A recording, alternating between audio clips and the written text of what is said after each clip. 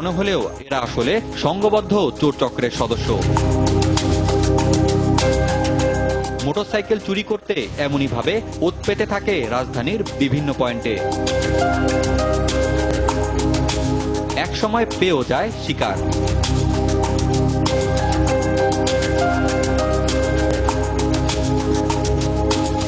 গ্রুপের এক সদস্য ভেতরে মোটরসাইকেল মালিকের গতিবিধি পর্যবেক্ষণ করে মোবাইল ফোনে জানাতে থাকে সবশেষ তথ্য। অন্য সদস্য টার্গেট করা মোটরসাইকেল নিয়ে এমন আচরণ করতে থাকে যে এটি তার নিজেরই। এমন হাবভাব দেখে সাধারণ মানুষ বুঝতেই পারেন না যে এ আসলে মোটরসাইকেল চোর। এক সময় সুযোগ বুঝে দেয় চম্পট।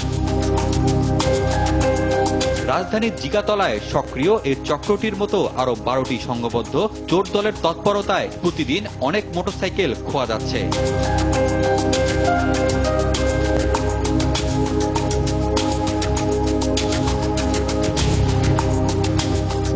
আর এই চক্রগুলো যে কতটা বেপরোয়া, সম্প্রতি মিরপুর থানা পুলিশের 225টি মোটরসাইকেল উদ্ধারের ঘটনা থেকেই তার প্রমাণ মেলে।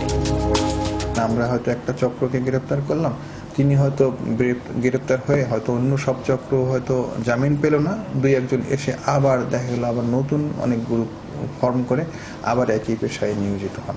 অনুসন্ধানে জানা গেছে রাজধানীতে চুরি হওয়া এসব মোটরসাইকেলের বেশিরভাগই চলে যাচ্ছে সাতক্ষীরা, শরীয়তপুর, মাদারীপুর জেলায়। সেখানে গিয়ে বিক্রি হচ্ছে জাল কাগজে, কখনো বা প্রত্যন্ত অঞ্চলে চলছে মাসিক ভাড়ায়। মোটরসাইকেল চোরদের দৌরাত্ম্য কমাতে অপরাধীদের আইনের আওতায় আনতে গোয়েন্দা নজরদারি বাড়ানোর পাশাপাশি অভিযান জোরদার করার কথা জানালো পুলিশ। যারা এই গাড়িগুলো ক্রয় করেন বিশেষ করে তারা মালিকানা সঠিকভাবে যাচাই করে দেখবেন, সেই গাড়ির ক্ষেত্রে ইঞ্জিন নাম্বার অথবা চেসিস নাম্বার যেগুলো আছে সেগুলো সঠিক আছে কিনা সেগুলো দেখবেন, যাতে পরবর্তীতে তিনি এই মামলার কোনো আসামি না হন। পাশাপাশি মোটরসাইকেল মালিকদেরও সচেতন হওয়ার পরামর্শ আইন শৃঙ্খলা রক্ষাকারী বাহিনীর।